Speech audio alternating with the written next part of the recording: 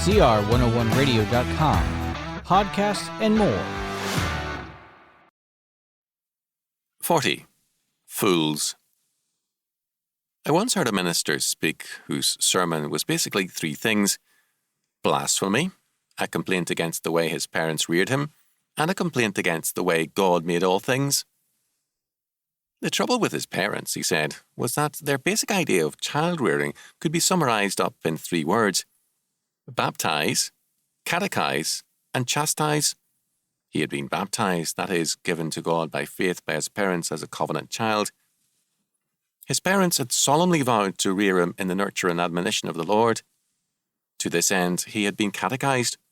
He had been taught the confession and the catechism of the church and sent to good schools and universities in 2 countries at great expense in order to grow into godly manhood.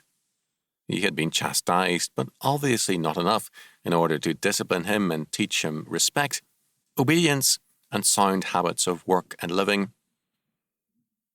To me, the whole thing sounded wonderful.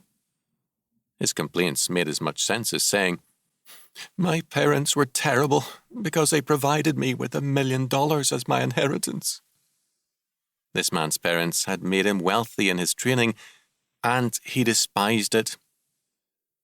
Solomon made it clear long ago: give a fool or a simple-minded person as much as you can, but he will still acquire or inherit only folly. Quote, "The simple inherit folly, but the prudent are crowned with knowledge." Proverbs 14:18.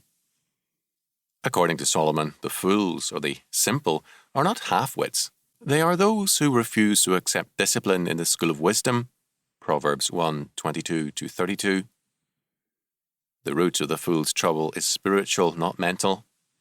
The fool loves his folly, and he keeps returning to it, no matter what one does to keep him away from it. As a dog returneth to his vomit, so a fool returneth to his folly. Proverbs 26:11. Fellowship with fools is destructive. Quote, "He that walketh with wise men shall be wise, but a companion of fools shall be destroyed."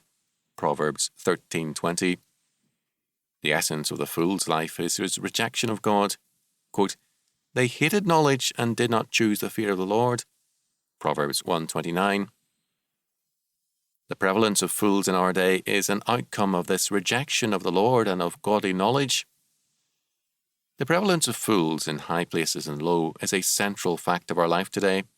We are governed by fools who believe that our enemies are really anxious to love us, that debt is the road to wealth, and that God can be left out of civil government, the school, and the church.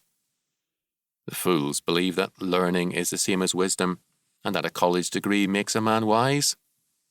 The fools believe that the world must be remade in terms of their dreams, and they proceed to create chaos out of everything they touch. The only remedy for fools is regeneration, to humble themselves under the mighty hand of God, to know that, quote, "The fear of the Lord is the beginning of knowledge, but fools despise wisdom and instruction." Proverbs 1:7.